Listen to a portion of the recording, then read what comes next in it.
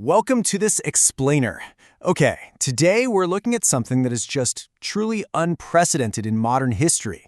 We're talking about the monumental release of the government's Pursu files. For over 80 years, the subject of unidentified anomalous phenomena has been locked behind layers of intense government secrecy. But recently, a multi-agency disclosure initiative led by the U.S. Department of War has cracked that vault wide open, giving the public access to formally classified reports, sensor data, and astonishing operational video. We're going to break down exactly what this data reveals. Okay, let's dive right into this and outline our methodical approach to peeling back the layers of this massive 80-year data dump. We'll be covering 1. The Pursu file disclosure. 2. Resolved versus unresolved cases. 3. Censored data contradictions.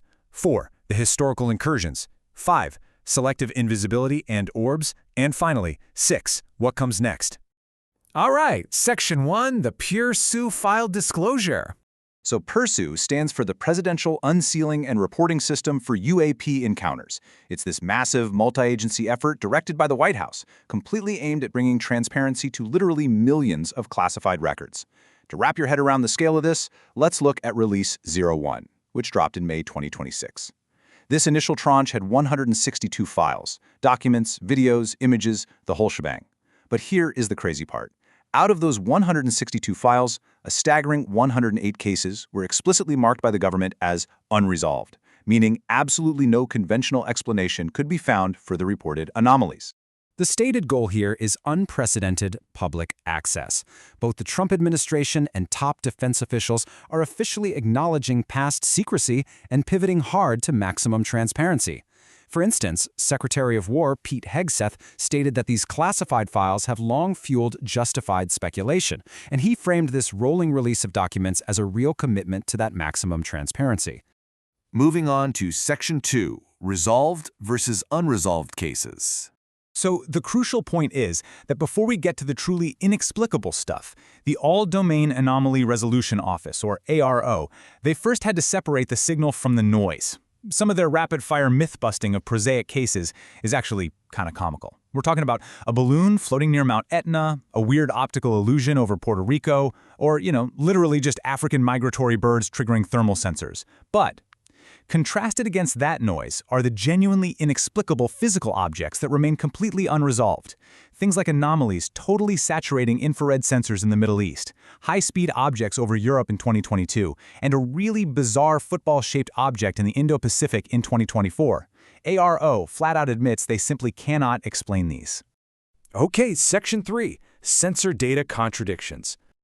Now this is where the story gets deeply technical and honestly super fascinating. A critical synthesis by the Synaptic AI Lab exposed a glaring gap between the cautious public summaries and the raw sensor data. Basically, the military might publicly use highly cautious bureaucratic language, like calling an event in Iraq a possible small UAP. But when you look at the raw sensor data, it describes objects executing instantaneous 90-degree turns at 80 miles per hour. There's proof of trans-medium travel, meaning a craft moving from the air directly into the ocean without making a single splash, and objects operating with absolutely zero visible flight control surfaces or exhaust plumes. The technical reality vastly outpaces those cautious public summaries. All right, Section 4, the Historical Incursions. As we dig a little deeper, it becomes abundantly clear that these high-tech anomalies are definitely not just some modern drone phenomenon. The files actually map historical incursions, all the way back to the highly sensitive Sandia nuclear base in 1948, right through the famous Nimitz Tic Tac event in 2004, and all the way up to that football-shaped object tracked by Indo-Pacific Command in 2024. These objects have been operating in our most restricted military airspaces for almost 80 years. And perhaps the most stunning historical document in the release is this 1947 memo from General Nathan Twining, who is the commander of the Air Materiel Command. Now remember, 1947 was the exact same year as the Roswell incident. General Twining writes internally that the reported phenomenon is something real and not visionary or fictitious.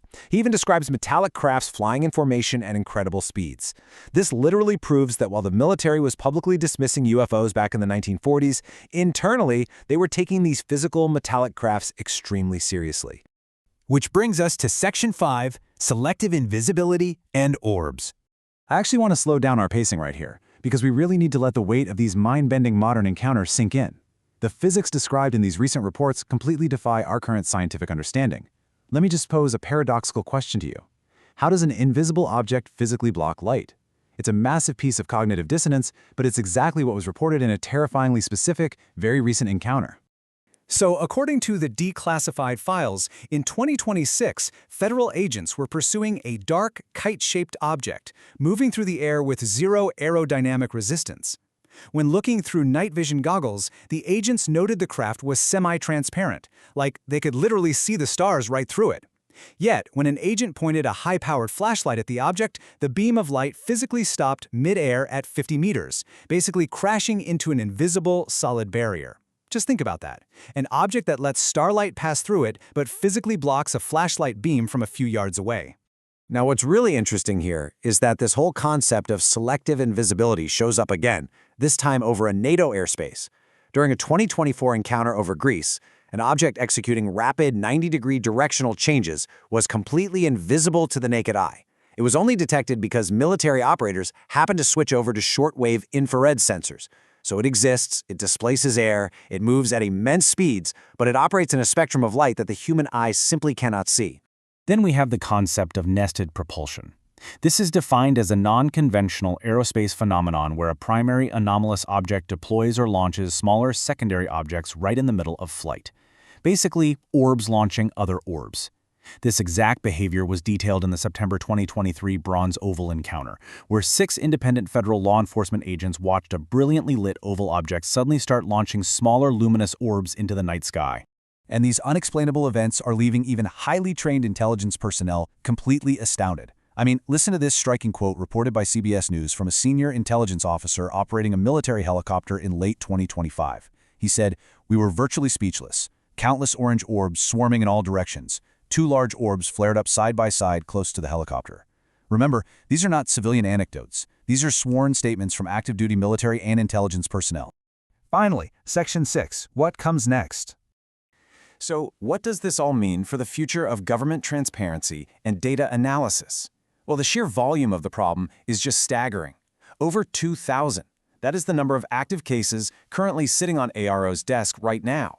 And this brilliantly illustrates just how overwhelming the data is, because the Department of War just had to award a $500 million contract to scale AI, essentially using advanced machine learning just to parse through these massive troves of raw military sensor data. Furthermore, Congress is now aggressively forcing the issue. The fiscal year 2026 National Defense Authorization Act legally requires the Pentagon to brief lawmakers on every single UAP intercept conducted by NORAD and NORTHCOM since 2004. So Congress is actively tearing down those internal barriers of overclassification that have kept this stuff siloed away from lawmakers and the public across all military domains for decades. But, as independent analysts point out, we are really only looking at the tip of the iceberg here. Just to put the sheer scale of the classified archives into perspective, consider this sobering thought from the Omega Click analysis. If these are the 162 files they decided to show us, what is inside the tens of millions of pages that no one has seen? If the government is willing to publicly release footage of transparent kite crafts and nested orbs today, you really have to wonder what they consider too sensitive to release. Which brings us to our final thought for this explainer. The Pursuit files have irrevocably changed the landscape, confirming for sure that highly advanced, unexplained physical objects are operating in our skies. But here is the real question. If this very first release proved that we aren't seeing the whole picture, what remains hidden in the tens of millions of unreleased archives? Thank you so much for joining me today, and definitely stay curious as we continue to track this unfolding mystery.